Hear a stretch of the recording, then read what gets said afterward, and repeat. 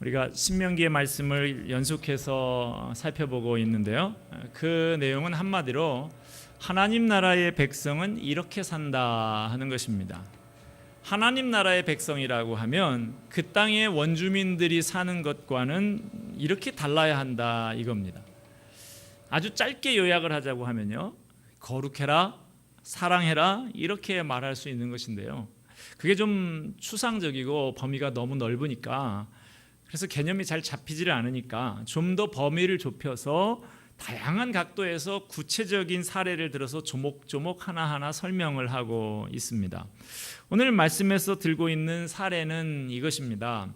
하나님께서 주신 땅에서 정해진 경계표를 이동하지 말아라 하는 것입니다. 가나안 땅은 하나님께서 주셔서 얻은 땅입니다. 오늘 읽은 말씀 초반부 보면요, 내 하나님 여호와께서 내게 주어 차지하게 하시는 땅. 그 땅은 자기들이 실력으로 얻은 땅 아니라는 거예요. 내 하나님 여호와께서 너희에게 주신 땅이다. 그래서 너희들이 받아서 그 은혜로 받아 누리는 땅이다 라고 말씀하고 있습니다. 그러므로 하나님께서 주셔서 거저 얻은, 은혜로 얻은 그 땅이니까 그 땅에서는 하나님의 뜻이 구현되어야 한다는 것입니다. 그 정하신 하나님의 뜻 중에 하나가 그 땅의 경계표예요. 가나안 땅을 정복하기 전에 이미 12지파가 각 지역을 분배를 했습니다. 아직 정복하지 못한 땅들이 있었습니다만은 지도를 미리 그려오게 해서 다 분배를 했어요. 이렇게 지파별로 분배된 땅을 다시 각 지파 내의 가문별로 또 다시 가족들로 그렇게 분배를 해줍니다. 그 땅의 분배는 사람들끼리 힘겨루기를 하거나 협상을 통해서 정한 것이 아니라 하나님의 정하신 뜻에 따라서 제비를 뽑아서 분배를 했습니다. 하나님이 김아무겐의 땅은 여기까지, 또 이 아무겐의 땅은 여기까지 이렇게 경계를 정해주시고 그 경계에 표시를 해놓은 거예요. 우리 교회도 지금 여기 우리가 가지고 있는 땅이 384평인가 이렇게 되는데요. 우리 교회 구석구석 쪽에 잘 보시면 빨갛게 해서 경계표 그 표시가 박혀 있습니다.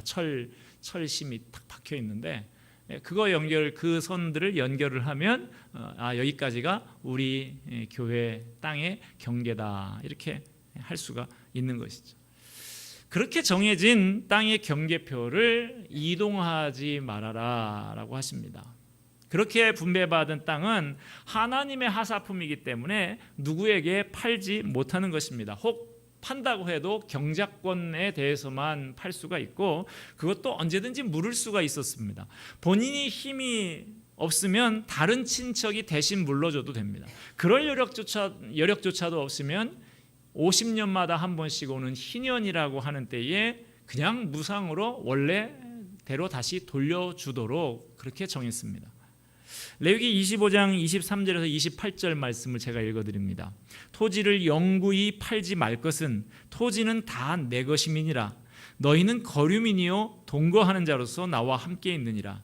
너희 기업의 온 땅에서 그 토지 무르기를 허락할지니 만일 내 형제가 가난하여 그의 기업 중에서 얼마를 팔았으면 그에게 가까운 기업 물을 자가 와서 그의 형제가 판 것을 물을 것이요, 만일 그것을 물을 사람이 없고 자기가 부유하게 되어 물을 힘이 있으면 그 판 해를 계수하여 그 남은 값을 산자에게 주고 자기의 소유지로 돌릴 것이니라. 그러나 자기가 물을 힘이 없으면 그 판 것이 희년에 이르기까지 산자의 손에 있다가 희년에 이르러 돌아올지니 그것이 곧 그의 기업으로 돌아갈 것이니라.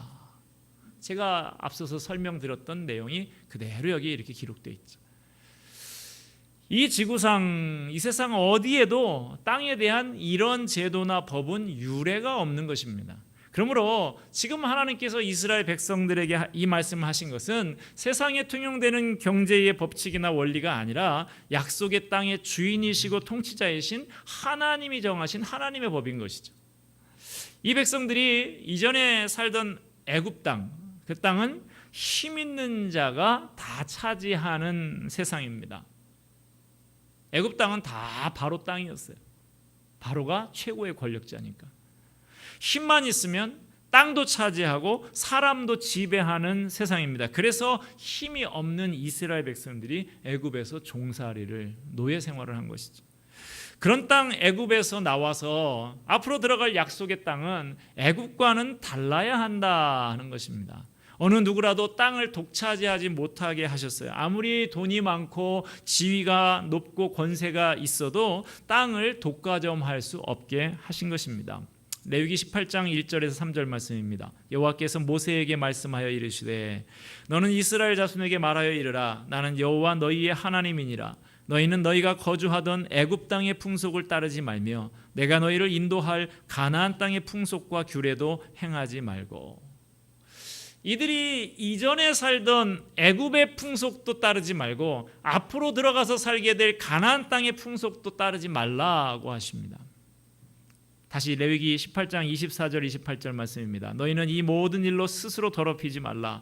내가 너희 앞에서 쫓아내는 족속들이 이 모든 일로 말미암아 더러워졌고 그 땅도 더러워졌으므로 내가 그 악으로 말미암아 벌하고 그 땅도 스스로 그 주민을 토하여 내느니라. 그러므로 너희 곧 너희의 동족이나 혹은 너희 중에 거류하는 거류민이나 내 규례와 내 법도를 지키고 이런 가증한 일에 하나라도 행하지 말라. 너희 전에 있던 그 땅 주민이 이 모든 가증한 일을 행하였고 그 땅도 더러워졌느니라. 너희도 더럽히면 그 땅이 너희가 있기 전 주민을 토함같이 너희를 토할까 하노라. 가나안 땅 원주민들의 행했던 풍속이 하나님 보시기에 그 땅을 더럽히는 가증한 행위였고, 그래서 그 땅이 그들을 토해냈다, 그 땅에서 그들이 쫓겨났다 하는 것인데, 너희들이 그 땅에 들어가서 그 원주민들과 똑같이 행하게 되면 너희들도 그들과 마찬가지로 쫓겨나게 될 거다라고 하시는 거예요. 이런 이 가증한 행위다라고 하는 것은 온갖 우상 숭배와 같은 종교적인 일들에만 해당되는 것이 아니라 경제적인 문제에 있어서도 마찬가지입니다. 땅의 경계표를 옮기는 행위, 이거 역시 저주받을 행위라 하는 것입니다. 신명기 27장 17절 말씀입니다. 그의 이웃의 경계표를 옮기는 자는 저주를 받을 것이라 할 것이요 모든 백성은 아멘 할지니라. 잠언 23장 10절 11절 말씀입니다. 옛 지게석을 옮기지 말며 고아들의 밭을 침범하지 말지어다. 대적 그들의 구속자는 강하시니 그가 너를 대적하여 그들의 원한을 풀어주시리라. 외롭고 가난하고 힘없는 사람, 돈 없고 백 없는 사람이라고 그들의 밭의 경계표를 옮겨서 침범하면 하나님께서 그 사람의 대적이 되실 것이다 라고 말씀하고 있습니다. 이럼에도 불구하고, 이렇게 하나님께서 경계하셨음에도 불구하고 그 땅에 들어간 이스라엘 백성들이 나중에 어떻게 했습니까? 호세아 5장 10절 말씀입니다. 유다 지도자들은 경계표를 옮기는 자 같으니 내가 나의 진노를 그들에게 물같이 부으리라. 유다의 권세자들, 지도자라고 하는 사람들이 하나님께서 그렇게 가증한 행위라고 경고하셨던 사람들의 경계표를 옮기는 행위들을 했다라는 것이죠. 남의 땅을 침범하는 행위를 했다는 거예요. 그래서 이스라엘이 하나님의 진노를 물같이 부으시는 진노를 사고 그 땅에서 멸망하고 쫓겨나서 바벨론 제국의 포로로 잡혀가게 되었던 것이죠. 그런데 하나님께서 그렇게 포로로 잡혀가 있던 시절, 그 포로기의 선지자였던 에스겔 선지자를 통해서 새로운 경계표를 보여주고 계십니다. 에스겔서 마지막 장인 48장 말씀에 보면요, 이스라엘의 경계표가 회복이 될 것을 말씀을 해주십니다. 성전을 중심으로 해서 경계표가 바둑판처럼 반듯반듯 질서 정연하게 만들어질 거다라고 말씀을 해주고 계세요. 이 말씀은 가깝게는 당시에 바벨론의 포로에 잡혀가 있던 자들이 다시 약속의 땅에 돌아올 것을 말씀한 것이지만, 더 나아가서 궁극적으로는 예수님을 통해서 많은 백성들이 하나님의 통치 아래로 돌아올 것으로 성취가 이미 되었습니다. 그런데도 현대 유대인들, 이 사람들 이 말씀이 아직 성취되지 않았다고 하면서 이 말씀을 문자 그대로 이루어야 한다고 하고 있어요. 그래서 지금도 자기들이 그 경계를 되찾겠다고 팔레스타인 자치지구, 가자지구 이런 데가 폭벽을 퍼부는 이야기들이 가끔 뉴스에서 나오고 있지 않습니까? 예수님이 이루신 일을 말씀에 대한 성취로 받아들이고 있지 못한 것이죠. 앞으로도 예수님이 다시 오시는 그날까지 이 땅에서는 남의 경계표를 옮기는 일들이 비일비재하게 일어나게 될 것입니다. 옛날에는 강대국들이 무력으로 남의 땅 그냥 뺏었어요, 힘으로. 그러나 이제는 무력뿐만 아니라 자본력과 기술력을 이용해서 온 세상을 넘나들면서 남의 경계를 침범들을 합니다. 웬만한 작은 나라 정도는 국제적인 자본가 한 사람의 손으로도 흥망을 좌우할 수 있는 그런 세상입니다. 대기업들이 막강한 자본력과 유통망을 이용해서 작은 기업들, 영세한 상인들의 경계를 마구 침범을 합니다. 성경은 말씀하시기를 이웃의 경계표를 이동하는 일은 가증한 일이다. 그런 자에게 화가 있다. 하나님은 하나님의 진노를 받는다라고 말씀을 하십니다. 그런데 오늘날은 더 많은 영역을 확보해서 자기의 세력 아래 두는 것을 성공이라고들 이야기합니다. 세상이 다 그런다고 할지라도, 그런 생각을 가지고 산다고 할지라도 교회는, 성도들은 아니라고 해야 될 텐데 교회도 성도들도 어느덧 그런 생각에 물들어가고 있습니다. 율법의 대강령은 이웃을 내 몸과 같이 사랑하라 하는 것이라 그랬습니다. 그래서 힘이 있다고 해서 남의 경계를 침범하고 남의 것을 빼앗는 것은 근본적으로 이 모든 것이 다 하나님의 것이고 하나님이 다스리신다는 것을 잊어버리기 때문에 생기는 일입니다. 대표적인 예가 다윗 왕의 경우에, 다윗이 어떤 사람이었습니까? 소년의 나이에 목숨을 걸고 적장 골리앗과 겨루어서 나라를 구한 사람입니다. 지혜와 용기로 이스라엘 나라를 역사상 가장 부강한 나라로 이끌었던 탁월한 영웅입니다. 그런 다윗이었지만 그 모든 것이 하나님께서 하신 일이요, 하나님의 소유다라는 것을 잠시 망각했을 때 하나님께서 자기에게 정해주신 경계를 벗어나서 다른 사람의 가정의 영역까지 침범을 해 들어갔어요. 결국 남의 아내와 간음을 해서 7계명을 범하게 됩니다. 남의 아내를 도둑질을 해서 내 것으로 삼아서 도둑질하지 말라는 8계명도 범하게 됩니다. 그 죄악을 섬기기 위해서 거짓말하지 말라는 9계명도 범했습니다. 그래도 자기의 죄를 감출 수 없게 되니까 충성스러운 부하였던 우리아를 죽이는 살인죄 6계명까지 여러 범죄가 계속해서 줄 이어서 벌어지게 됐습니다. 경계표를 옮기지 말아라 라는 말씀을 잘 지키기 위해서는 하나님의 소유권을 인정할 줄 알아야 됩니다. 성경은 모든 재물, 인간의 것이 아니라 하나님의 것이라고 규정을 하고 있습니다. 땅과 거기 충만한 것과 세계와 그 가운데 사는 자들은 다 여호와의 것이로다. 시편 24편 1절의 말씀입니다. 시편 50편 10절의 말씀, 삼림의 짐승들과 무산의 가축이 다 내 것이며 산의 모든 새들도 내가 아는 것이며 들의 짐승도 내 것이미로다. 신명기 8장 17절 18절 말씀, 내가 마음에 이르기를 내 능력과 내 손의 힘으로 내가 이 재물을 얻었다 말할 것이라. 내 하나님 여호와를 기억하라. 그가 내게 재물을 얻을 능력을 주셨습니다. 착각하지 말라는 거예요. 현재 우리가 가지고 누리는 모든 재물이 우리 소유가 아니라는 것을 명심하라는 것입니다. 이 세상 만물이 다 하나님이 만드신 것이고 하나님의 소유라고 성경은 분명하게 말씀하고 있습니다. 우리가 무엇을 부당하게 소유하려고 하는 욕망을 갖는 것은 하나님께서 모든 것의 주인이시라는 것을 잊어버리기 때문이에요.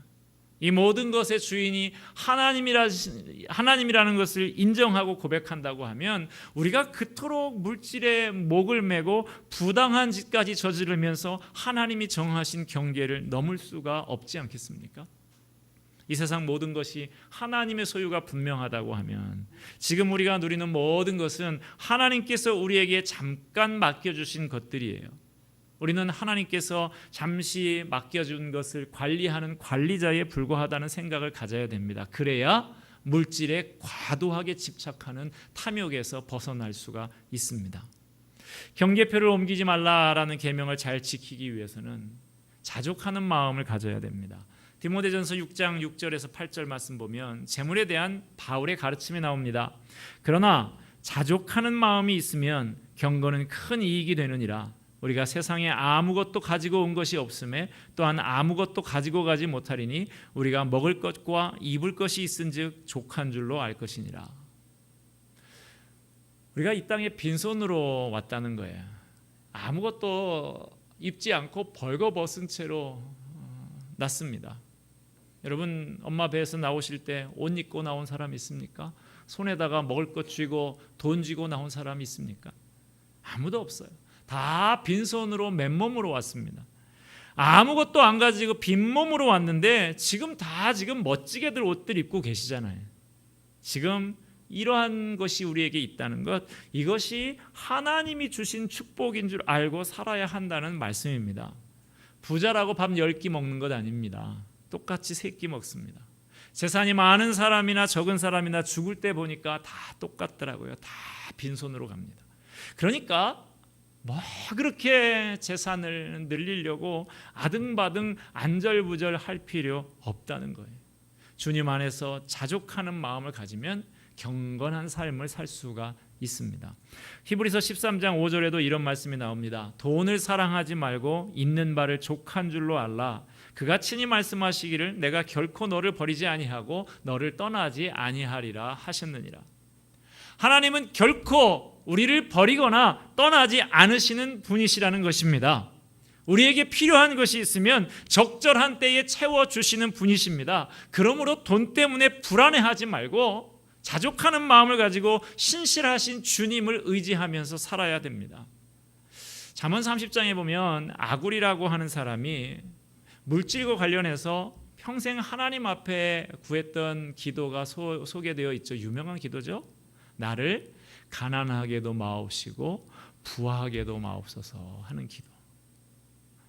내가 혹시 배불러서 하나님을 모른다, 여호와가 누구냐 할까 하오며 혹 내가 가난하여 도둑질하고 내 하나님의 이름을 욕되게 할까 두려워함이니이다. 이 아굴의 기도가 우리의 기도가 되기를 바랍니다. 한도 끝도 없이 부를 추구하는 이 세상에서 하나님, 내가 너무 부유하게 돼서 하나님을 모른다 하고 하나님을 의지하지 않는 그런 삶이 되기를 원합니다. 겸손히 기도할 수 있는 우리가 되기를 바랍니다. 자꾸만 다른 사람들하고 비교하기 때문에 탐욕에 사로잡히게 됩니다.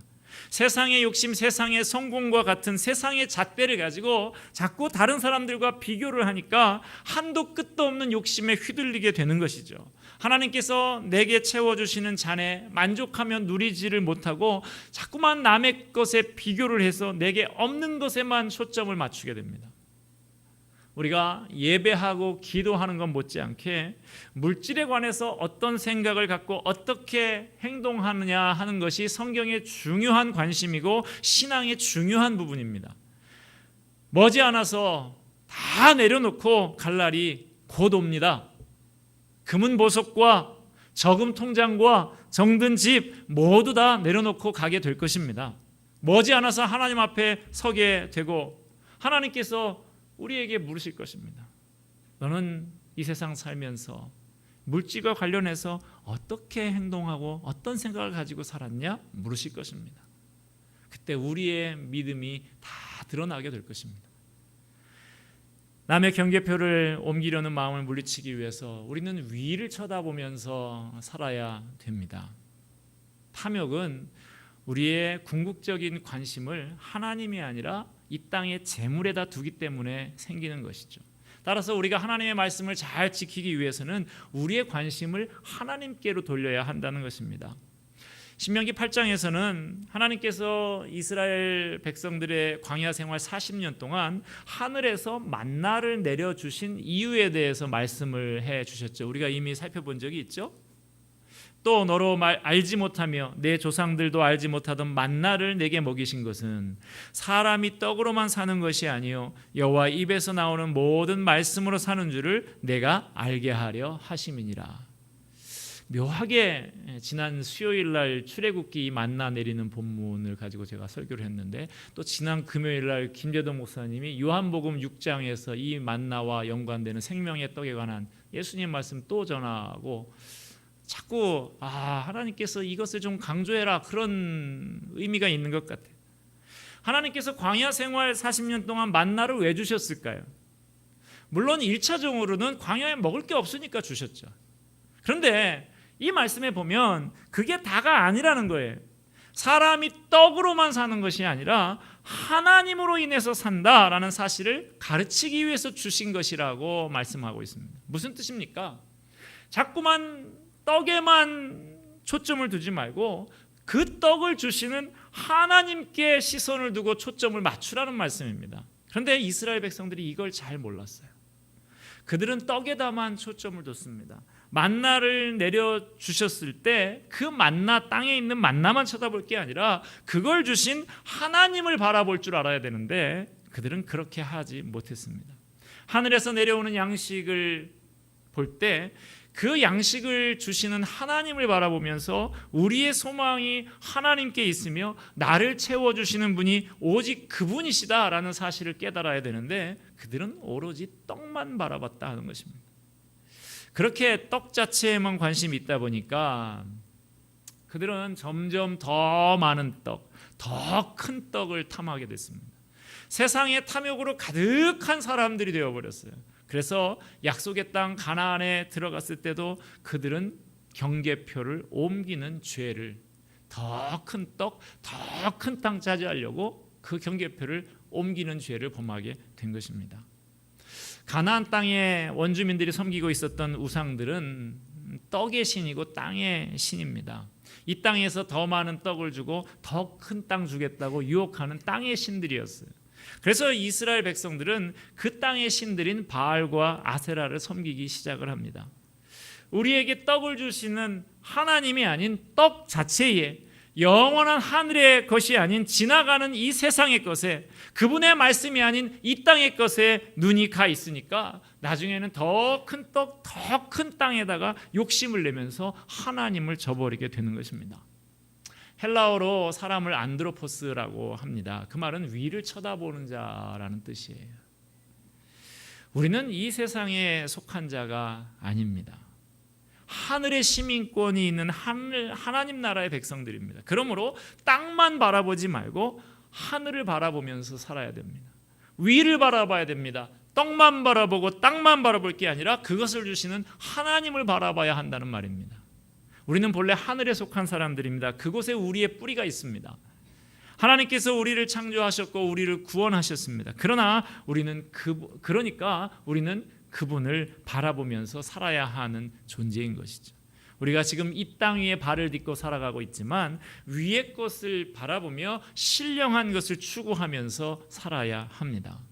결국 사람들이 그렇게 탐욕을 갖게 되는 것은 하나님이 만물의 주인이시라는 것을 모르기 때문입니다. 어떤 사람에게는 저만큼 주시고 내게는 이만큼 주시는 것이 다 하나님의 뜻입니다. 그러니까 내 것이나 남의 것이나 다 하나님께서 당신의 뜻대로 나누어 주신 것임을 알고 자기에게 주어진 것에 만족할 줄 알아야 한다는 것이죠. 내 것이 아닌 것을 분수에 넘치게 갖고자 하는 탐욕이 나도 불행하게 만들고 내 이웃도 불행하게 만듭니다. 탐심을 버린 삶이 복되고 평안한 삶이며 자신과 이웃에게 유익한 삶이고 하나님께 영광을 돌리는 삶이라는 것을 깨달아야 합니다. 이 시간에 오늘의 말씀을 기억하면서 우리에게 있는 이 탐욕의 문제를 하나님 앞에서 해결하고 돌아가시는 여러분이 되기를 바랍니다. 주님 앞에 이 탐욕의 문제를 놓고 기도하십시다.